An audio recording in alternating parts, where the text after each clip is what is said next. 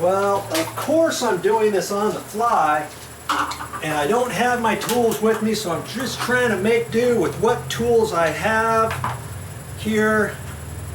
And I'm going to take my sheetrock knife and I'm going to gently squirt around here, but I've got some little goggles. I guess I might as well put those on.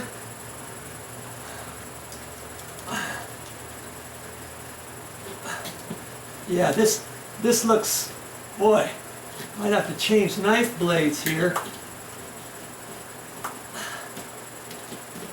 We'll see.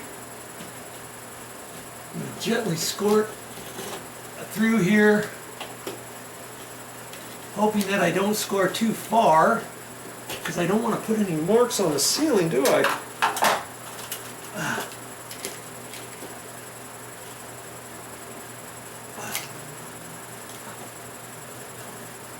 You know, if you don't score it, chances are when we get ready to try to lower it, it could pop some of this edge off, and it still might. I just have to be careful with it. Let's see what I can do with that. This blade's not the sharpest, but I'm dealing with it. Yeah.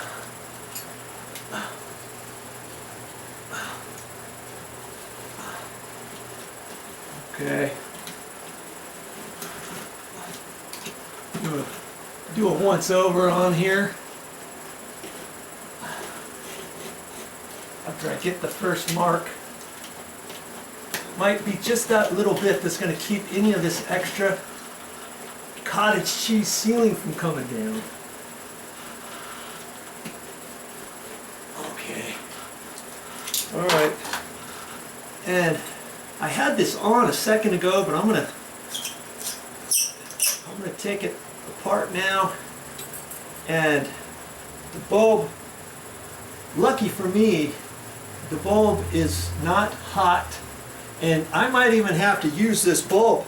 And there's a tip for you. Most light fixtures that you get at the store, they might say that they take X amount of bulbs, and the bulbs may be included, they may not be included. I always know that too, and for some reason when I was at the store I didn't check it out, and lo and behold, this one, of course, the bulbs are sold separately. So I'm going to put one bulb in it, and we'll have to go back to the store and get another one. Okay, so I'm ready to take this down. I think I'm hoping it only takes a Phillips screwdriver. Let's see how it goes. Okay, let's try this again. I've got two screws up here, and all I have to do is loosen them up. I don't necessarily have to take them out, because up here I can slide this, and I'm hoping to do that if this base is loose from the ceiling.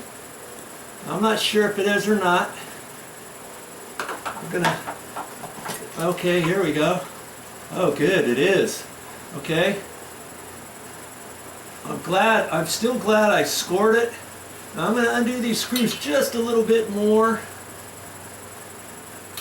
Then all I have to do is take this and swivel it to where it's just off of the screw heads, like that, and lower it down. Yeah. Okay? That's your next step.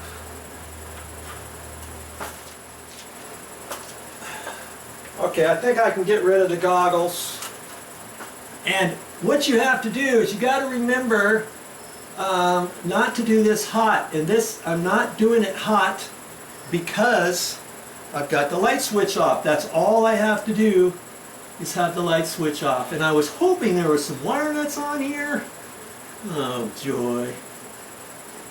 And I don't think they used any wire nuts. And I'm hoping I can find some, because the new light fixture is going to take some wire nuts. I'm going to have to undo, see, this is just electrical tape up here, and I'm going to have to undo that.